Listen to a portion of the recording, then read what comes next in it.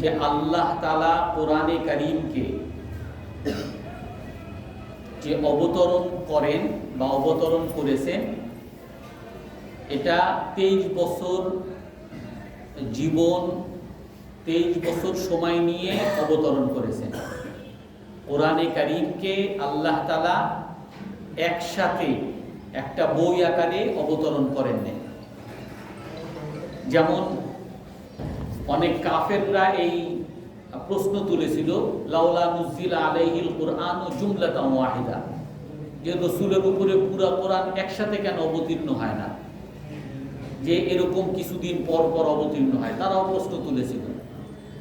তো আল্লাহ তাআলা কোরআনে কারীমকে যে 23 বছর মেয়াদে বিভিন্ন সময় সময় যে অবতরণ করছেন, আমরা গত সপ্তাহে বলেছিলাম এটা এই জন্য না যে রাসূল সাল্লাল্লাহু আলাইহি ওয়াসাল্লামের কাছে যদি পুরো কোরআন শরীফ একসাথে নাজিল হয় তাহলে রাসূল মনে রাখতে পারবেন না, এই জন্য অল্প অল্প, বিষয়টা এরকম না।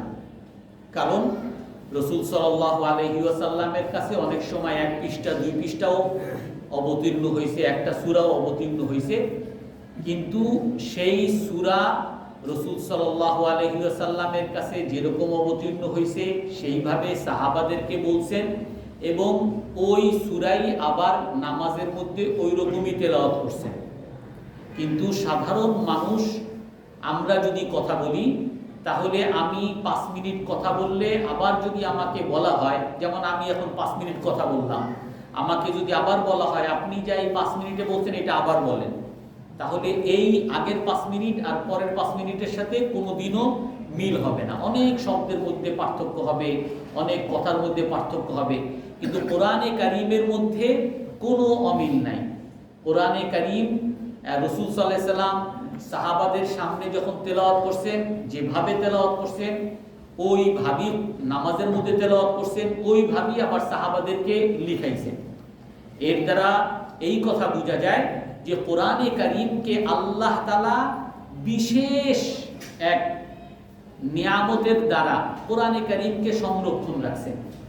কোরআনে কারীমকে আল্লাহ তাআলা রাসূল সাল্লাল্লাহু আলাইহি সাল্লামের কাছে অবতরণ করে এটার হেফাজতের দায়িত্ব আল্লাহ তাআলা নিয়ে নিয়েছেন। লা ইয়াতিহিল বাতিলু মিন বাইনি ইয়াদাইহি ওয়ালা মিন খালফিহি, কোরআনের মধ্যে আছে এই কোরআনের কাছে মিথ্যা বাতিল সামনে থেকেও কখনো আসতে পারবে না, পিছন থেকেও কখনো আসতে পারবে না, কেউ এর মধ্যে কোনো ত্রুটি বিচ্যুতি হেরফের বিকৃতি করতে পারবে না, এটা আল্লাহ তাআলা সংরক্ষিত করে রাখছেন।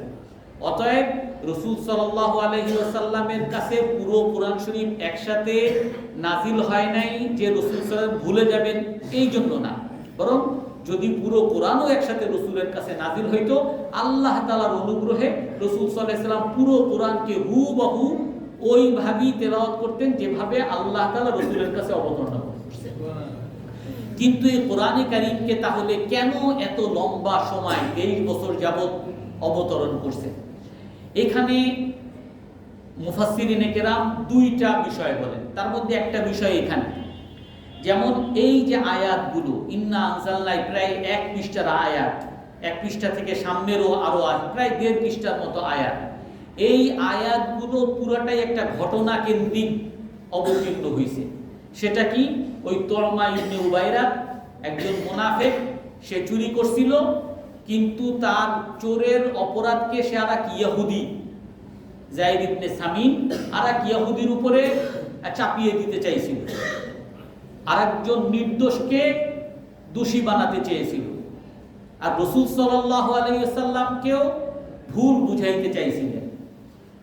কিন্তু আল্লাহ তাআলা কোরআনে কারীমের আয়াত নাজিল করে পুরো 1.5 পৃষ্ঠা থেকে এই কথা বুঝাইছেন যে কোরআনে কারীমকে আল্লাহ তাআলা অবতরণ করছেন ন্যায় প্রতিষ্ঠার জন্য, এবং রাসূল সাল্লাল্লাহু আলাইহি ওয়াসাল্লামকে আল্লাহ তাআলা দুনিয়াতে পাঠাইছেন সকল দুর্নীতি, সকল জুলুম, অত্যাচার এগুলোকে খতম করার জন্য।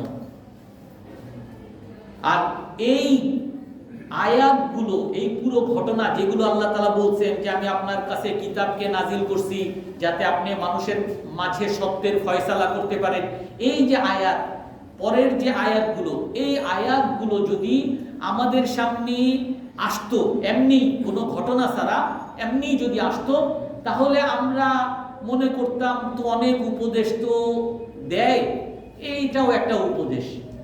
কিন্তু এই উপদেশটা যে সকল দুর্নীতির পথকে বন্ধ করার জন্য, ইনসাফকে প্রতিষ্ঠা, সেটা চাই মুমিনদের বিরুদ্ধে গেলেও তারপরও ন্যায় প্রতিষ্ঠা করতে হবে। যদি ন্যায় প্রতিষ্ঠা করতে গিয়ে কোনো অমুসলিমেরও সুবিধা হয়, তারপরও ন্যায় প্রতিষ্ঠার জন্য অমুসলিমকেও সুবিধা দেওয়া যাবে, কিন্তু তারপরও মুসলমান বলে কোনো অন্যায় করা যাবে না, কোনো অবিচার করা যাবে না। এই যে বিষয়টা, এইটা আমরা বুঝতাম না, বা এই জিনিসটা আমাদের কাছে স্পষ্ট হতো না, বা ইসলামের এই যে মূলনীতি, এইটা আমাদের কাছে স্পষ্ট হতো না যদি এরকম একটা ঘটনা না হইতো, আর ঘটনার প্রেক্ষিতে যদি আয়াত নাজিল না হইতো। অর্থাৎ এই কোরআনে কারীমের বিভিন্ন আয়াতকে আল্লাহ তাআলা বিভিন্ন ঘটনার পরিপ্রেক্ষিতে নাজিল করছেন, যাতে আমরা আমাদের সমাধানগুলো, আমি একটা সমস্যায় পড়ছি, তো সমস্যার সমাধান যেন আমি কোরআন থেকে পাই। আমি যদি কাফেরের সাথে আমি সম্পর্ক রাখবো কিনা, বা কতটুক সম্পর্ক রাখবো, মুসলমানের পক্ষে আমি কতটুক থাকবো, বা মুসলমানের পক্ষে সে অন্যায় করলেও থাকবো কিনা, এইখানে মূলনীতি কি, এইটা আমি যদি ওই ঘটনা না জেনে যদি শুধু কোরআন তেলাওয়াত করি, তাহলে আমার বাস্তবের সাথে আমি মিলাইতে পারবো না, আমার বাস্তব সমস্যার সমাধান আমি পাবো না। কোরআনে কারীমকে আল্লাহ তাআলা অবতরণ করছেন মানুষের সকল সমস্যার সমাধানের জন্য, চাই সেটা পারিবারিক সমস্যা হোক, তাই সামাজিক সমস্যা হোক, চাই রাষ্ট্রীয় সমস্যা হোক, চাই সেটা কোনো বিচারিক সমস্যা হোক, সকল সমস্যার সমাধান হিসেবে আল্লাহ তাআলা কোরআনে কারীমকে নাজিল করছেন। কিন্তু আমরা যদি ওইরকম গতানুগতিক, আমি আমার ওই শুধু উপদেশ, যেমন আমার বাবা আমাকে উপদেশ দেয় যে বাবা কখনো মিথ্যা বইল না, আমি মনে করি যে বাবার উপদেশ দিবে, বা হুজুররা বলে বা মিথ্যা বইলেন না, জুলুম করেন না, হুজুররা তো হুজুরের কথাই বলে।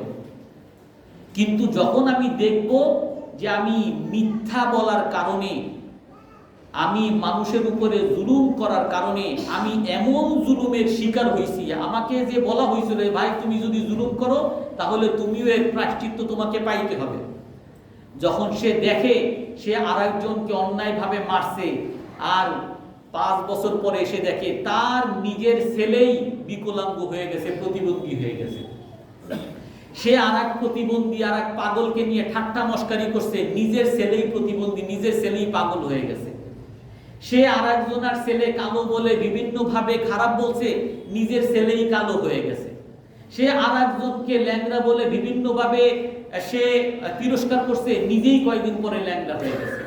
যখন সে এরকম ল্যাংড়া হয়ে যায়, বা যখন এরকম বিপদে পড়ে, তখন তার মনে পড়ে হায় আমাকে না ওই উপদেশটা দিছিল, ওই উপদেশটা আমি কেন মানি নাই। অর্থাৎ উপদেশগুলো তখনই কার্যকর হয় যখন বাস্তব ঘটনার সাথে মিলে। এই জন্য বর্তমান আধুনিক শিক্ষায় বলে যে যত শিক্ষা এগুলো যেন প্র্যাকটিক্যাল হয়, থিওরিক্যাল শুধু পড়াশোনা। আপনি অনেক অঙ্ক করছেন, কিন্তু ওই অঙ্কের আপনি এই মেট্রিক পরীক্ষা দিতে গিয়ে, ইন্টারমিডিয়েট পরীক্ষা দিতে গিয়ে অনেক অঙ্ক করছেন, এখন আপনাকে যদি বলা হয় যে আপনি একটা অঙ্ক করেন, আপনার কিছুই মনে নাই, কিছুই আপনি পারবেন না। আপনি অনেক গল্প পড়ছেন, কিন্তু আপনারা যদি ওই গল্পের কোনো একটা জিজ্ঞেস করা হয়, কিছুই পারবেন না। আপনি অনেক ডাক্তারি, অনেক এই ওষুধে এইটা হয়, এই ওষুধে এইটা হয়, আপনি অনেক পড়ছেন, কিন্তু আপনাকে যদি এখন জিজ্ঞাসা করা হয়, কিছুই পারবেন না। অনেক মানুষ ডক্টরেট করতে গিয়ে অনেক বই পড়ে, কিন্তু ওই পুরো ডক্টরেটের যদি কোনো কিছু কাউকে জিজ্ঞাসা করা হয় যে ভাই আপনি কি লিখছেন বলেন তো, আপনার অমুক পৃষ্ঠায় কি লিখছেন, কিছুই তার মনে নেই। মানুষ যেগুলো পড়ে আর পড়ার জায়গায় থাকে, সেগুলো মানুষের মনে থাকে না। মানুষের মনে থাকে সেই বিষয় যেইটাই সে সমস্যার মধ্যে পড়ে শিখে। একটা অঙ্ক আসছে আর হিসাব করা লাগবে, দোকানের হিসাব করা লাগবে, এখন এই দোকানের হিসাব করতে গিয়ে সে তার ওই বই ঘাটাঘাটি করে কোন অঙ্কের সাথে মিলে, তারপরে ওই দোকানের হিসাব বের করতে গিয়ে যদি একটা অঙ্ক করে, এই অঙ্ক তার সবসময় মনে থাকবে, কারণ ঝামেলায় পড়ছিল সে। এক ডাক্তার এক জায়গায়, তার কাছে রুগী আসছে যে এইটার কি ওষুধ, তার মনে নাই। এখন ওইটার কারণে সে ঘেটে ঘেটে যদি ওই ওষুধটা বাইর করে, তার মনে থাকবে। আমাদের কাছে অনেকে মাস্টার জিজ্ঞাসা করে, মাস্টার জিজ্ঞাসা করলে অনেক সময় মনে থাকে না, কিন্তু বই ঘাটাঘাটি করে যেটা বের করি এটা অনেক দিন মনে থাকে। অর্থাৎ প্রতিটা থিওরিক্যাল বা শিক্ষার সাথে এটার যদি প্র্যাকটিক্যাল থাকে, তাহলে এটা মানুষের মনে থাকে এবং এটা কার্যকর হয়, এটা বাস্তবে মিলাইতে পারে। কোরআনে কারীমকে আল্লাহ তাআলা বিভিন্ন ঘটনার পরিপ্রেক্ষিতে নাজিল করছেন, যাতে রসুলেরও মনে থাকে, সাহাবাদেরও মনে থাকে, এবং এই মনে থাকাটা যাতে উম্মতের জন্য তারা বর্ণনা করে, আর উম্মত যেন ওই সে এরকম সমস্যায় পড়লে এই সমস্যায় আল্লাহ তাআলা কি সমাধান দিয়েছিলেন ওইটা কোরআন থেকে বের করো, এরকম সমস্যায় পড়লে আল্লাহ তাআলা কি সমাধান দিয়েছিলেন ওইটা বের করো। আপনার রাষ্ট্রীয় সমস্যা, আল্লাহ তাআলা রাষ্ট্রীয় সমস্যায় কি সমাধান দিয়েছিলেন বের করো। আপনি বিচার করতে গিয়ে আপনি সমস্যায় পড়ছেন, কি সমস্যার সমাধান আল্লাহ দিয়েছেন, এই আয়াতে সমস্যার সমাধান দিয়েছেন, এইটা আপনি বের করেন। তো আল্লাহ তাআলা এই 23 বছরে বিভিন্ন ঘটনার পরিপ্রেক্ষিতে কোরআনে কারীম যে অবতরণ করছেন, যাতে মানুষ এই কোরআনে কারীমের প্রতিটা আয়াতের উপরে আমল করার মতো ক্ষমতা রাখে, করতে পারে, শুধু হাওয়াই যেন কথা না হয়, ক্ষমতা যেন রাখে। এক আরেকটা উদ্দেশ্য হলো যে রাসূল সাল্লাল্লাহু আলাইহি ওয়াসাল্লাম যখন এই কোরআনের আয়াত মানুষের কাছে প্রচার করতেন, রাসূল যখন দাওয়াত দিতেন, কাফেররা রাসূলকে বিভিন্নভাবে হামলা করত, রাসূলকে বিভিন্নভাবে তিরস্কার করত, পাগল বলতো, জাদুকর বলতো, বিভিন্নভাবে তাকে সমস্যা দিত, অনেক কষ্ট দিত। রাসূলের মন ছোট হয়ে যেত। কোরআনে কারীমের মধ্যে আছে, قد نعلم انك يضيق صدرك بما হে আল্লাহর রাসূল, আল্লাহ তাআলা বলেন আমি জানি এই কাফেরদের তিরস্কার গালিগালাজের কারণে আপনার মন ছোট হয়ে যায়। তো রাসূলের মন যে ছোট হয়ে যায়, ওই মনের মধ্যে প্রশান্তি দেওয়ার জন্য রাসূলের এই দাওয়াতের কাজে আবার ওই হিম্মত, রাসূলের ওই আগ্রহ এবং রাসূলের কি বলে দৃঢ়চেতা, এইটাকে বাড়ানোর জন্য আল্লাহ তাআলা আয়াত নাযিল করতেন। আর এই আয়াতের দ্বারা যখন নাকি ওই আল্লাহর পক্ষ থেকে জিবরাইল আলাইহিস সালামের মাধ্যমে যখন কোনো একটা আয়াত আসতো, রাসূল সাল্লাল্লাহু আলাইহি সাল্লাম আবার চাঙ্গা হয়ে যেতেন। কারণ আল্লাহ তাআলার সাথে সরাসরি একটা সম্পর্ক, আখিরাতের সাথে সরাসরি, আর ফেরেশতার সাথে একটা সরাসরি সম্পর্ক কোরআনে কারীমের মধ্যে আছে। ওয়া কাযালিকা লিনুসাব্বিতা বিহি ফুআদা, হে রাসূল আমি এই কোরআনে কারীমকে আপনার কাছে অবতরণ করি কেন? আপনার মনকে স্থির রাখার জন্য, আপনি যাতে কখনো ভেঙে না পড়েন, আপনি যাতে কখনো এই কাফেরদের চাপের কারণে কখনো যেন ভেঙে না পড়েন। আমরা যেমন অনেক সময় ভেঙে পড়ি। আমি বয়ান করতে গেছি, একজনে এসে বলছে যদি এই বয়ান আরেকবার করছেন তাহলে কিন্তু আপনার খবর আছে, সোজা ওই 14 শিকিতে আপনার ঢুকায় দিব, সাথে সাথে ওই সকল কথাবার্তা সব বন্ধ। আর একজনে এসে বলে যে আপনি যদি এই কথা বলেন, আমার এই সুদের পক্ষে যদি বলেন, আপনারে এত দিব, এইটা করব, আপনার এই উন্নতি হবে, এই হবে, বাস শুরু করে দিলাম। অনেক সময় মানুষ চাপের কারণে নতি স্বীকার করে যে আর কত আমি একাই শুধু বলবো, আর কেউ বলে না সত্য কথা, আমি একা বলে আর কত ক্ষতিগ্রস্ত হব। মানুষ অনেক সময় চাপে পড়ে যায়, নতি স্বীকার করে। তো আল্লাহর রাসূল যেন কখনো সংকীর্ণ মনা না হয়ে যান, কখনো যেন এই চাপের কারণে ছোট না হয়ে যান, আল্লাহ তাআলা বিভিন্ন সময় আয়াত নাযিল করে রাসূলকে আবার চাঙ্গা করতেন এবং রাসূলের মনকে প্রশান্ত করতেন। আর এটাই আমাদের জন্য শিক্ষা। আপনার যখনই দেখবেন যে ওই বাতিলের কারণে, বিভিন্ন প্রেসারের কারণে আপনি যখন আর পারতেছেন না, তখন আপনি কোরআনে কারীমের আয়াত দেখেন, রাসূলের অবস্থা দেখেন, আপনি যে অবস্থায় পড়ছেন এর চেয়ে বড় অবস্থায় রাসূল পড়ছেন। আপনি আর দাওয়াত দিতে গিয়ে আপনার কি হয়েছে? বেশির থেকে বেশি আপনার জেলখানায় ঢুকাইছে। রাসূলকে 3 বছর এমন জেলখানায় আটকে রাখছে যে রাসূলের কারণে পুরো বংশকে একেবারে আটকে রাখছে, কোনো খাবার পর্যন্ত দেয়নি। রাসূল সাল্লাল্লাহু আলাইহি সাল্লাম এবং তার সাথে রাসূলের স্ত্রী হযরত খাদিজা রাদিয়াল্লাহু তাআলা আনহা, রাসূলের চাচা আবু তালেব যদিও কাফের ছিলেন, ওনারা সবাই এমন একটা অবস্থা গেছে যে ওনাদের জেলখানায় আটকে রাখার কারণে শিহাব আবু তালেবে যে ওনারা কোনো খাবার পায়নি, ওই গাছের পাতা খেয়ে তারপরে বাঁচছে, পানি পায়নি। পানি যখন নিয়ে আসতে তাদের ওই এলাকায় নিয়ে আসতো কেউ, ওই পানি তারা আটকে দিত, ওই কাফেররা আটকে দিত, পানি পর্যন্ত দিত না। আপনারা একদিন গালি দিছে রসুলকে, সারাদিনই গালি দিত, রসুলের মুখে থুতু মারত, রসুলকে পিটাইতো, রসুলকে মারতে মারতে বেহুশ করে ফেলত, রসুলের সেজদা করতে গেছে মক্কা, সমস্ত মানুষের সামনে রসুলের মাথার উপরে আবর্জনা, ওই আমাদের যে আমরা ভুঁড়ি, আমরা যখন জবাই করি, আমরা কোরবানি করি, কোরবানির মধ্যে সবচেয়ে আবর্জনা কি, মানুষ যেটা ধারে কাছে যাইতে পারে না, ওটার ভুঁড়ি, ভুঁড়ির মধ্যে যে আবর্জনা পায়খানা থাকে, গোবরগুলা থাকে, ওই গোবর এনে রসুলের মাথার উপরে দিয়ে দিছে। ও রসুল যেরকম ভাবে নিগৃহীত হয়েছে, নির্যাতিত হয়েছেন, তার আমি কি হয়েছে? যখন রসুল সাল্লাল্লাহু আলাইহি ওয়াসাল্লামকে দেখবো, কোরআনের আয়াত দেখবো, আমারও হিম্মত বাড়বে যে রসুল তো করছেন আখিরাতের জন্য, সাহাবায়ে কেরাম করছেন আখিরাতের জন্য, দুনিয়াতে তো কষ্ট পাবই, এইটার জন্য তো কোনো চিন্তা নেই। কুল মাতাউদ দুনিয়া কলিল, হে রসুল আপনি বলে দেন দুনিয়ার সামগ্রী খুবই সামান্য, দুনিয়ার সামগ্রী খুবই সামান্য। আপনি যদি কোটিপতিও হন, ধরে নিলাম আপনি কোটিপতি, আপনার 10টা বাড়ি আছে, আপনার ব্যাংকে কোটি কোটি টাকা আছে, আপনার 10টা ফ্যাক্টরি আছে, কিন্তু আপনি একজন ব্যক্তি, আপনি কয়টা বিছানায় ঘুমাইতে পারেন? একটা বিছানা, একটা কোল বালিশ, একটা বালিশ, নাকি আপনি যখন ঘুমান 10টা বাড়ির মধ্যে হাত দিতে পারেন? বা এই জায়গায় একটু ঘুমাইবেন, আবার ওই বাড়িতে আরেকবার যাবেন, ওই বাড়িতে কেউ পারবে না? কেন 10টা বাড়ি থাকলেও আপনি ওই একটা বিছানায় আপনি ঘুমাবেন, ভোগ আপনি একটা বিছানায় করবেন। আপনি কোটিপতি হলেও আপনি ওই একটা জামাই করবেন। আপনি কোটিপতি হলেও ওই গরিব মানুষ যতটুকু ভাত খায় অতটুকুই আপনি খাইতে পারবেন, এর চেয়ে আপনি বেশি খাইতে পারবেন না। আপনার যদি 10টা গাড়িও হয়, আপনি ওই একটা গাড়ির একটা সিটি ব্যবহার করতে পারবেন। আপনি 10টা গাড়িতে একসাথে হাত পা ছড়ায় চলতে পারবেন না। তার অর্থ হইল যে দুনিয়ার সামগ্রী খুবই সামান্য, আপনি ভোগ করতে পারবেন খুবই সামান্য। বরং আপনি যে টাকা পয়সা, ধন দৌলত যা আপনি সংগ্রহ করতেছেন, অনেক সময় দেখা যায় সংগ্রহ করতে করতেই আপনি মারা গেছেন, এগুলো সব অন্য মানুষ ভোগ করতেছে। আপনার এই বাড়ি, আপনার এই গাড়ি, আপনার এই ধন দৌলত, ব্যাংক ব্যালেন্স সব অন্য মানুষ। তার মানে আপনি দুনিয়ার সামগ্রীর মধ্যে ভোগ যদি করতে পারেন খুবই সামান্য সীমিত সময়ের জন্য, অতএব আপনি এইটার জন্য ওই আখিরাতের অসীম নিয়ামত এবং আজীবনের নিয়ামত কেন আপনি এইটার জন্য, এই দুনিয়ার সামান্য একটু ইজ্জতের জন্য, সামান্য টাকা পয়সার জন্য এটা ছেড়ে দিবেন? আল্লাহ তাআলা এটা বলেন, ওয়াল্লামাকা মা লাম তাকুন তা'লাম ওয়া কানা ফাদলুল্লাহি আলাইকা আযীমা।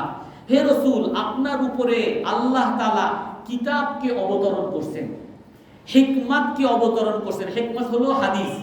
ওয়াল্লামাকা মা লাম তাকুন তা'লাম, আর আপনাকে এমন জিনিস শিখিয়েছেন যা আপনি জানতেন না। ওয়া কানা ফাদলুল্লাহি আলাইকা আযীমা, আর আপনার উপরে আল্লাহ তাআলার অনুগ্রহ এটা মহান। আল্লাহর এই মেহেরবানি যে আপনাকে যে কোরআন দিছে, আপনাকে যে আপনি যা জানতেন না এগুলো শিখাইছে, এই জিনিসটা আপনাকে দেওয়া এটা বিরাট বড় অনুগ্রহ। দুনিয়ার সামগ্রী আর কি, কিন্তু আপনাকে যা আপনি যা জানতেন না, আপনি আল্লাহকে চিনতেন না, আল্লাহকে চিনাইছে। আল্লাহ আমাদেরকে কোরআন পড়ার তৌফিক দান করতেছে, আমরা আল্লাহকে চিনছি।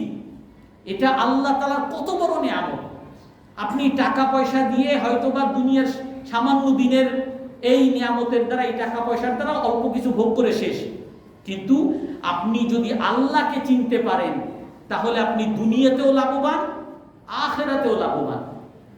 আর এই নিয়ামত হলো সবচেয়ে বড় নিয়ামত। আজকে দেখেন পৃথিবীতে কত মানুষ কোটি কোটি টাকার মালিক আছে, কিন্তু তারা ওই বানর খায়, আছে না এরকম? গরু পূজা করে, গরুর পেশাব খায়। অনেক জাতি আছে, এই যে চীন, আমরা কত একেবারে সভ্য বড়লোক কত কিছু বলি, আর তাদের খাবার কি? ইঁদুর খায়, ইঁদুর। এই যে করোনা বলে যে তাদের ইঁদুরের থেকে নাকি সব জায়গায় ছড়াইছে, ইঁদুর খায়, ব্যাঙ খায়, সাপ খায়। আল্লাহ তাআলা আমাদেরকে যে এইগুলো থেকে বাঁচাইছে, এইটা কি আল্লাহ তাআলার একটা বড় নিয়ামত না?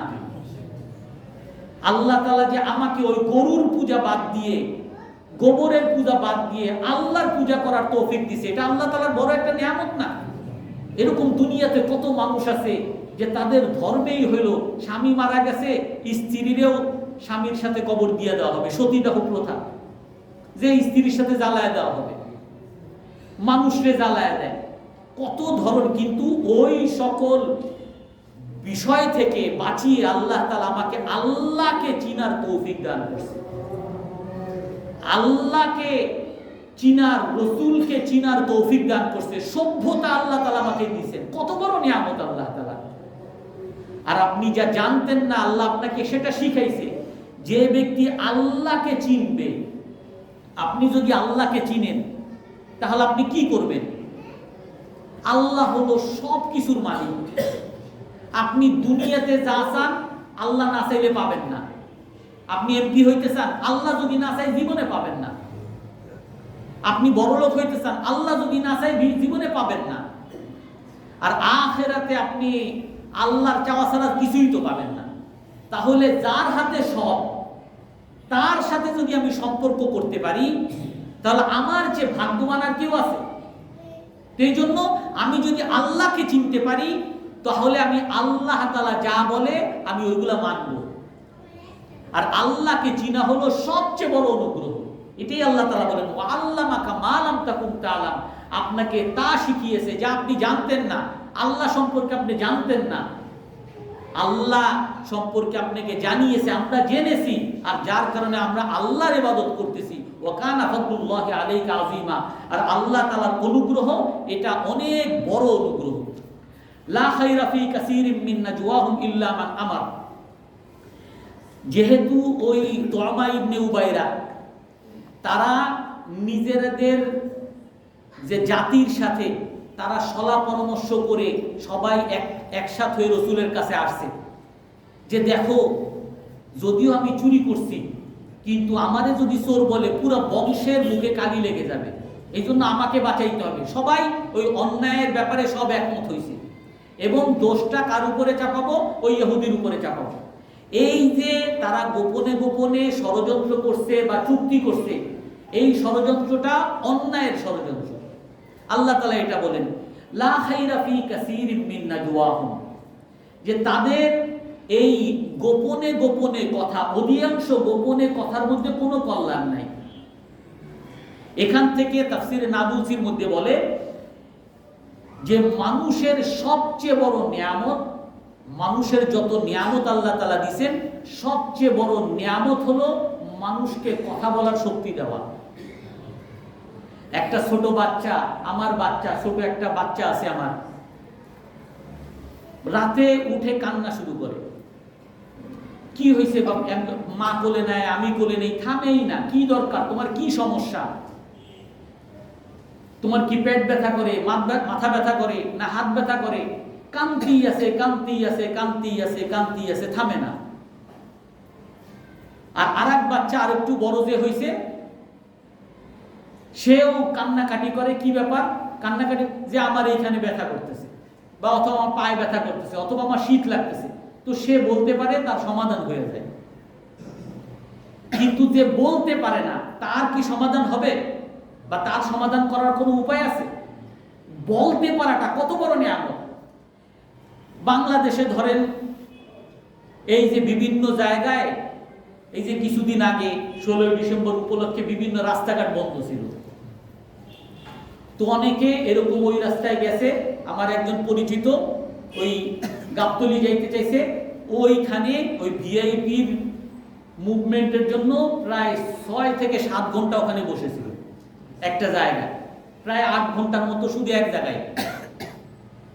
এখন এই যে অমুক জায়গায় ভিআইপি মুভমেন্ট আছে বা অমুক জায়গায় রাস্তাঘাট চলবে না, এর আগে কিন্তু একটা ডিএমপি কমিশন অফিস থেকে একটা সার্কুলার দিয়ে দিছে, অমুক অমুক জায়গায় ভিআইপি মুভমেন্ট আছে, এই সব জায়গা আপনারা অ্যাভয়েড করবেন।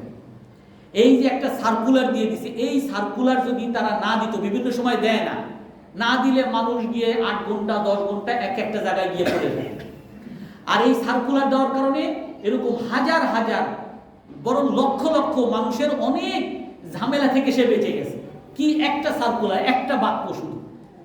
অর্থাৎ আপনার একটা কথার কারণে অনেক মানুষ সমস্যা থেকে বাঁচতে পারে, আবার আপনার একটা কথা না বলতে পারার কারণে অনেক সমস্যার মধ্যে মানুষ পড়ে। তো কথা হলো এত বড় নিয়ামত আল্লাহ তাআলা।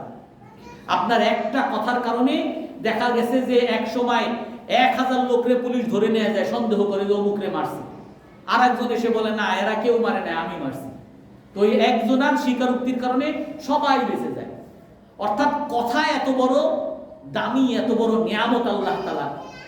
যদি আমরা কথা বলতে না পারতাম, আমার সমস্যার কথা যদি আমি না বলতে পারতাম, বিশেষ করে দেখা যায় যে আমরা যখন ওই যে বিদেশে যাই, বা আমাদের একবার ইসে গেছিলাম কি বলে ফিলিপাইন, এদের ভাষা তো অন্যরকম। তো এদের ওই একটা দোকানে গিয়ে একটা চিরুনি কিনবো, এই চিরুনি তারে বুঝাইতে মানে কতভাবে তারে বুঝানো হয়েছে, বুঝাইতেই পারলাম না। ইংলিশও বুঝে না, আরবিও বুঝে না, আর ওর ভাষা আমি বুঝি না, আমিও তার ভাষা বুঝি না। একটা তালা কিনবো, ওই তালারে কতভাবে কত রকম করে বোঝানো হইলো, ইশারা টিশারা দিয়ে, কিচ্ছু কোনো কিছুকেই বুঝে না। অর্থাৎ এই ভাষাটা আল্লাহ তাআলার কত বড় নিয়ামত। কিন্তু এই ভাষা এবং সব কিছু আল্লাহ তাআলার দেওয়া যত নিয়ামত আছে, এই সব কিছুকে আল্লাহ তাআলা মানুষের উন্নতি অথবা অবনতি দুটোটার উপায় হিসেবে সৃষ্টি করছে। দুনিয়াতে যা কিছু আছে, টাকা পয়সা বলবেন, এই টাকা পয়সাকে যদি আপনি ভালো কাজে ব্যবহার করেন, আপনি হজ করতে পারবেন, জাকাত দিতে পারবেন, সদকা দিতে পারবেন, মসজিদ বানাইতে পারবেন, আপনি মাদ্রাসা বানাইতে পারবেন। আবার এই টাকা পয়সাকেই আপনি যদি চান গানে লাগাইতে পারবেন, নর্তকীর পিছনে লাগাইতে পারবেন, ওই গুন্ডাবাজির পিছনে লাগাইতে পারবেন, বিভিন্ন গুনাহের কাজে লাগানো যায় না, সুদের মধ্যে লাগাইতে পারেন। নারী, আপনি এই নারীকে যদি ভালো কাজে স্ত্রী হিসাবে ব্যবহার করেন, তার সাথে কথা বললেও সওয়াব, তাকে একটা কিছু খাওয়াইলেও সেটাও সদকার সওয়াব, তার জন্য আপনি যা করবেন সব কিছু সওয়াব। আর আপনি ওই নারী, তাকে যদি হালাল ভাবে না করে হারাম ভাবে তার সাথে যদি একটা কথা বলেন, আপনার জিনার বেবিচারের গুনাহ হবে। আপনি তার সাথে যদি কোনো স্পর্শ করেন, আপনার সমস্ত আমল বাতিল হয়ে যাবে। সেই জন্য দুনিয়ার যা কিছু আছে, আপনি এরকম কথাটাকে যদি আপনি ভালো কাজে লাগান, এক একটা কথার দ্বারা এক একটা সদকার সওয়াব। অনেক সময় এক একটা কথা, দ্বীনি কথা যদি কেউ বলে, 60 বছর নফল ইবাদত করলে যেরকম সওয়াব, এর চেয়েও বেশি সওয়াব আল্লাহ তাআলা দান করেন। হাদিসের মধ্যে আছে যে হজরে আসওয়াদকে সামনে নিয়ে কেউ যদি সারা রাত ইবাদত করে, এর চেয়েও বেশি সওয়াব হবে যদি একটা দাওয়াতের কথা আপনি বলেন, ভাই নামাজ পড়তে আসেন, এতটুকু। আবার এই মুখের দ্বারাই আপনি যদি কাউকে গালি দেন, আপনি যদি কারো নিন্দা করেন, আপনি যদি কাউকে কষ্ট দিয়ে কথা বলেন, এই একটা কথার কারণে আপনার সমস্ত আমল বাতিল হয়ে যাবে। হাদিসের মধ্যে আছে ইন্নার রাজুলা লা ইয়াতাকাল্লামু বিল কালিমা লা ইলকি লাহা বাল। মানুষ অনেক সময় একটা বাক্য বলে, একটা শব্দ বলে, কিন্তু ওই শব্দ বলার ক্ষেত্রে সে মনোযোগ দেয় না, কি বলে ফেলছে ভুলে গেছে। ওই একটা বাক্যের কারণে ইয়াহউই বিহা সাবঈনা খারিফান ফিন্নার, ৭০,০০০ বছর সে জাহান্নামের মধ্যে নিক্ষিপ্ত হতে থাকবে একটা বাক্যের কারণে। এক সাহাবী রাসূলের কাছে বলেন, হে আল্লাহর রাসূল, ওয়া ইন্না লামুআখিযুনা বিমা নাতাকাল্লামু বিহি, আমরা যা মুখে বলি এগুলোর কারণেও কি আল্লাহ তাআলা ধরবে? বুখারী শরীফের হাদিস। আল্লাহর রাসূল বলেন, ওয়া হাল ইয়াকুব্বান নাসা আলা মানাখিরিহিম আও আলা উজুহিহিম ইল্লা হাসাইদু আলসিনাতিহিম। আরে মানুষকে জাহান্নামের মধ্যে অধোমুখী করে তার নাকের মধ্যে সেচ দিয়ে জাহান্নামের মধ্যে নিক্ষেপ তো আর কোনো আমলের কারণে করবে না, তার মুখের কারণে করবে, তার মুখের বাক্যের কারণে। এই জন্য কথাটা এত বড় কথা, এটা সমস্ত জিনিসকে যেরকম আপনি ভালো কাজে লাগাইতে পারেন, টাকা পয়সা, ধন দৌলত, শরীর স্বাস্থ্য, এটাকে যেরকম ভালো কাজে লাগিয়ে আপনি উন্নত হইতে পারেন দুনিয়া আখিরাতে, কথাটাও এরকম। আপনি এর দ্বারা অনেক উন্নত হইতে পারেন। আবার এই কথার কারণে আপনি একেবারে দুনিয়াতেও মানুষের কাছে লাঞ্ছিত, সারাদিন গালিগালাজ করে, আপনারা সবাই ঘৃণা করবে। আর আখিরাতেও আপনি লাঞ্ছিত, ৭০,০০০ বছর জাহান্নামে নিক্ষিপ্ত হবে শুধু একটা কথার কারণে। তারা বারবার যে সারাদিন ওই যে মায়ের ওই মানে গালিগালাজ ছাড়া কথা যে তারা বলতে পারে না, এদের কি অবস্থা হবে তাহলে চিন্তা করেন। তো এই জন্য মুখের বাক্যকে ঠিক করা, আর মুখের বাক্যকে এই জন্য বলছে সবচেয়ে বড় নেক আমল। মুখের কথা সবচেয়ে বড় নেক আমল। আপনার এই মুখের কারণে আপনার যখন একজনকে দাওয়াত দিবেন, নামাজের দাওয়াত দিবেন, নামাজের সওয়াব মুখ দ্বারা পাইতেছেন। আপনি হজের দাওয়াত দিবেন, হজের সওয়াব পাইতেছেন। আপনি নামাজের মধ্যে যখন কেরাত পড়তেছেন, তাকবীর বলতেছেন, এই মুখের দ্বারা আপনি পাইতেছেন। কোরআন পড়তেছেন, মুখের দ্বারা পাইতেছেন। এই মুখটা হলো সমস্ত নেক আমলের মূল, এবং নেক আমলের জন্যই আল্লাহ তাআলা মানুষকে দুনিয়াতে তৈরি করছেন। আমাদের দুনিয়াতে আসার উদ্দেশ্য কি? নেক আমল করা। দলিল কি? কোরআনের মধ্যে আল্লাহ তাআলা বলেন যে মানুষের যখন নাকি মৃত্যু আসবে, যখন আজরাইল আসে, তখন লাউলা আখারতানি, হে আল্লাহ আপনি আমাকে আর একটু সময় দেন, আমাকে এখন মৃত্যু দিয়েন না, আমাকে আর একটু সময় দেন। কেন? লাআল্লি আ'মালু সালিহা। আর এক জায়গায় আছে, হে আল্লাহ আমাকে আবার দুনিয়াতে একটু পাঠায় দেন। কেন? আমি নেক আমল করে আসবো। অর্থাৎ আমাকে দুনিয়াতে আপনি যে পাঠাইছিলেন, আমার পাঠানোর উদ্দেশ্য ছিল নেক আমল করা, আর নেক আমল না করে আমি এখন জাহান্নামী হইতেছি।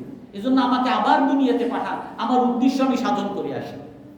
তো আমাদের দুনিয়াতে আসার উদ্দেশ্যই হইল নেক আমল করা, ভালো কথা বলা। আর এই নেক আমলের সবচেয়ে বড় সুযোগ হইল এই মুখ। আর এর মধ্যে যত কথা আছে, নেক কথা ছাড়া সমস্ত কথার মধ্যে, হাদিসের মধ্যে আছে, সমস্ত কথার মধ্যে অকল্যাণ। কুল্লুল কালামি আলাইহি, মানুষ যত কথা বলে সমস্ত কথার অপরাধ তার উপরে আসবে। শুধু কোন কথা থেকে সে মুক্তি পাবে? যে এই কথার মধ্যে ইল্লা যিকরুল্লাহ, যার মধ্যে আল্লাহর জিকির থাকবে, যার মধ্যে সাদাকা সত্য কথা থাকবে, যার মধ্যে আমরুন বিল মারুফ ওয়া নাহিয়ান আনিল মুনকার, যার মধ্যে ভালো কাজের আদেশ আর অসৎ কাজের নিষেধ থাকবে। এই কথাগুলোই শুধু তার জন্য মুক্তির কারণ হবে। এছাড়া যত কথা, আমরা এই যে দুইজন পাশাপাশি বসে আরেকজনের বিপদ শুরু করি, আমরা বিশেষ করে আমাদের সমাজে এই অমুক নেতা এইটা করছে, অমুক পার্টি এইটা করছে, অমুক নেত্রী এইটা করছে, অমুক এইটা করছে, মানে আমাদের রাজনৈতিক বিভক্তির কারণে এইটা আরেক রাজনৈতিক নেতার গীত গাওয়া, তার গীবত করা, তার নিন্দা করা, এটা আমাদের কালচারে পরিণত হয়ে গেছে, সংস্কৃতিতে পরিণত হয়ে গেছে। গীবত করা এটা আমাদের অভ্যাসে পরিণত হয়ে গেছে।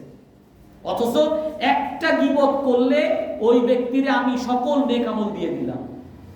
হযরত হাসান বসরি একজন তার সমালোচনা করছে, তার কাছে খাবার পাঠাইছে, যে কি ব্যাপার আপনি খাবার পাঠাইছেন কেন?